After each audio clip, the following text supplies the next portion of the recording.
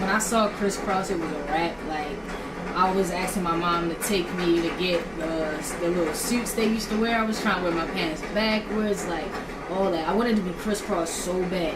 I had moved to the county. I was a city kid. I was in the city. My mom moved into the county. She got married. We moved to the county, and I didn't know anyone. And I don't know if niggas remember A+.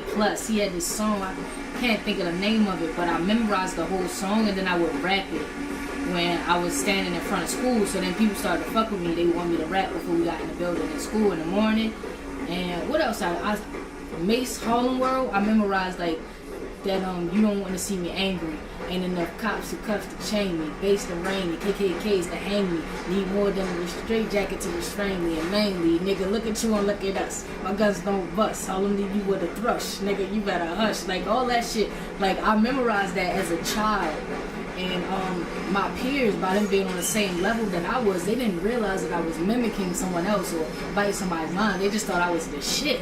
But I had actually spit from one of my teachers, and I was in the 5th grade, and I rapped one of the raps, and she was like, "You didn't write that." And I was like, "Yes, I did." She was like, "You didn't write that." And I couldn't figure out how she knew, but I think it was the content. Like, of course, I didn't write Mace shit or A+ shit, but as a child, it was like you couldn't tell. You know, I was just trying to fit in, and then that passion.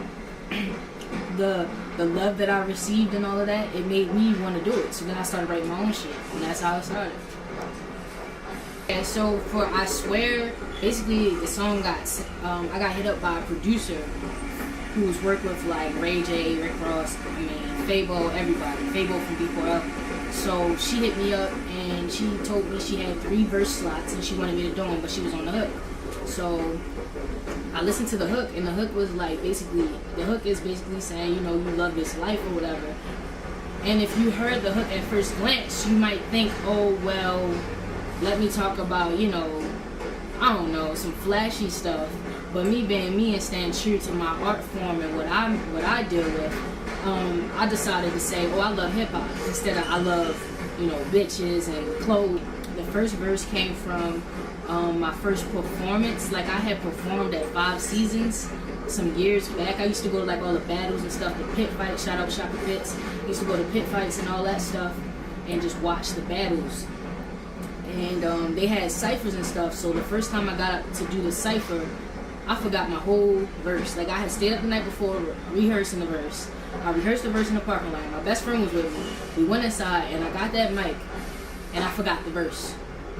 And it was so embarrassing and people were just looking at me. So what I did was I just freestyled and then people were feeling it. So then fast forward, like I said in the song, I went ahead to like, I guess like 2-3 months ago, I went back to the 5 Seasons for a different event and they had a cypher and I got up there. First of all, I performed my song Zigman. Everybody loved it, everybody was dapping me up, so it's like I conquered my own fear.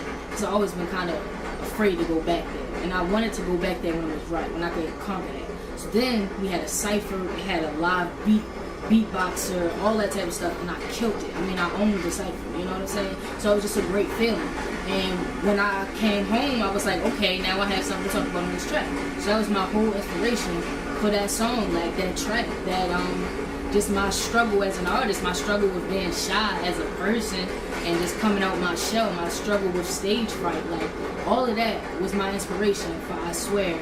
And on the first verse, you really hear, you know, I'm describing what happened as it went along. It's a story in that first verse. The second verse, I'm just talking about my life and how I've become more outgoing, how I stopped being so reclusive, you know what I mean? And then in my last verse, that's when I'm kind of flashing on this. So yeah. My family has always been pretty supportive of like everything that I wanted to do. like I say, number one supporter had to be my mom as far as family goes. Like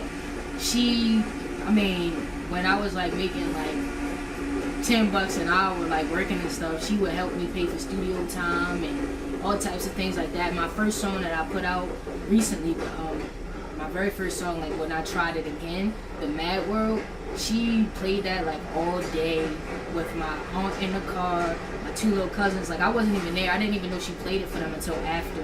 And my little cousin walked up to me. She was just like, I like your song, Kelly. You know what I'm saying? She started singing it, and I was just like, it was just like, oh, that's really, that's sweet.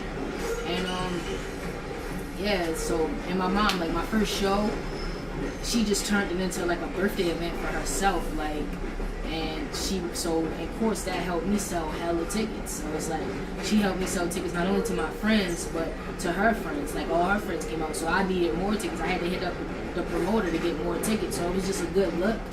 And yeah, shout out to Big Meech. That's my mom. When I first started to go to the studio and stuff, it was some years ago. I say it was my first try. I call it my first try. So like my first try, I didn't have a desire to become famous. Like I just told people that I was just making music just because I've been making music for so long. It doesn't make sense for me not to record it. But really in my heart, it was that I felt like it was impossible to make it. I felt like it was too much work, you know what I mean? So I was just like, I would tell people, no, I ain't trying to make nothing out of it.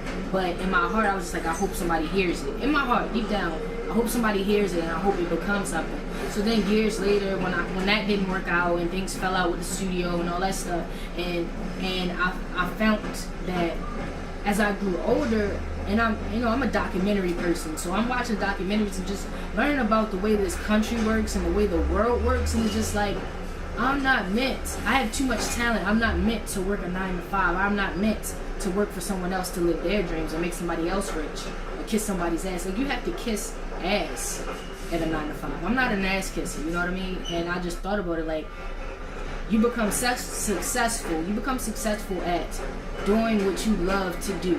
Whatever you can do from 7 in the morning to 7 at night, then 8 at night to 8 in the morning. Like whatever you can do and constantly do that, that's what you want to become successful in. That's what's going to make you happy. So why not go ahead full throttle with the music? So that's when I started to come up with ideas for how I was going to do things. And I started to write all these songs, and I bought this expensive ass notebook, and I bought this expensive ass pen. I mean, the notebook is like leather cover and all that shit, just so that it was like, because I'm so cheap, I'm tight with my money. Not because I can't spend it, but I just like to save. So like I bought all this expensive shit, and I'm like, alright, you bought all that, you're gonna use it. So that forced me to write. It gave me a reason to write, to create. And then that turned into that. The next thing you know, I got a clothing sponsor. The next thing you know, I got a producer. Next thing you know, have a following. Like I have a following. I have people that support me no matter what. And that's love. So with that, it just, the different things that I see, I feel like everything's falling into place. So no, I'm not where I want to be, but I'm getting there, and I know it's going to happen. Like you have to have faith in yourself, and I got faith in myself. And I'm not working on 9 to 5. My 9 to 5 is to support my dream. If I could dabble into any other genre of music, hands down, had to be rock and roll. Like that is my shit. I listen to rock and I listen to rap. Now, if you catch me with an R&B single every now and then, certain songs stick out. But I listen to rock and I listen to rap. Like that's it. That's all I want to hear. So like, I mean, it's funny that you asked that because I actually was working on a song where I dabble into that. But that's, I would do rock. I mean, not like screaming and yelling, like not heavy, but I would do rock. I would have me a boss ass band, and I would be up there doing my thing. Like it would be awesome. That's gotta be rock and roll. So the difference between a freestyle and a free verse, I mean, a lot of people misuse the term freestyle. I don't, because I feel like it's disrespect to the culture. I'm hip hop to the culture, you know what I mean? Down to the nitty gritty, like I came up with it. So a freestyle is if I just came off the top, like right now, just like, yeah, kicking it on can with my man, doing whatever I can, bada bada bam, you know what I mean? Like that's freestyle because it just came from my head. That is a real freestyle. But if you just wrote something. Like, I remember I was somewhere performing, and this dude got on stage, and he was like, yeah, I'm about to spit this freestyle real quick that I wrote last week. And we all hip-hop heads in the audience, so everybody's looking at him like, what the fuck you talking about? You know what I mean? That's not a freestyle, my nigga. That's a free verse. A free verse is when you see me on camera and it sounds like it's written, it could be me freestyling, but if it's me freestyling, I'll tell you, real freestyle or freestyling. You'll know with me, you always know if I say I'm freestyling, I'm freestyling. If I say it's a free verse, that means I writ it and I'm just spitting it for y'all to let y'all know, you know, what my pen work like. But I'm not going to disrespect the culture, because you have people, I mean, there are people that dedicate their time to the art of freestyling. It is an art. You cannot, it's difficult to just create like that. Like people like Supernatural, for example. This man, Supernatural, like, he studied rhyming dictionaries so that he know every word that rhymes, so that he can freestyle smoothly. You know what I mean? Like, flawless shit. So in me, I practice freestyling. At first I thought it was impossible, but the older I got, the more I wrote. Now it's easy. But I'm not, you know, I'm not the best freestyler in the world, but I think I'm up there. I don't know too many people that really go off the top of their head, so that's something that I respect and I admire about myself. So right now, like, you know what I mean, I'm about to get into this free verse. You niggas cannot fuck with the skittish, the minute, Annie repentant, birthed in an alley hospital, scared to have me up in it, held my dick like a menace, though it wasn't given, I checked that umbilical cord to a weapon in minutes, sloppy seconds get finished, you breakfast or dinner, want a CK9, you better check with your dentist, cause I don't need no gun, don't need no banger, I'm so close to the edge, these ain't bars, they cliffhangers.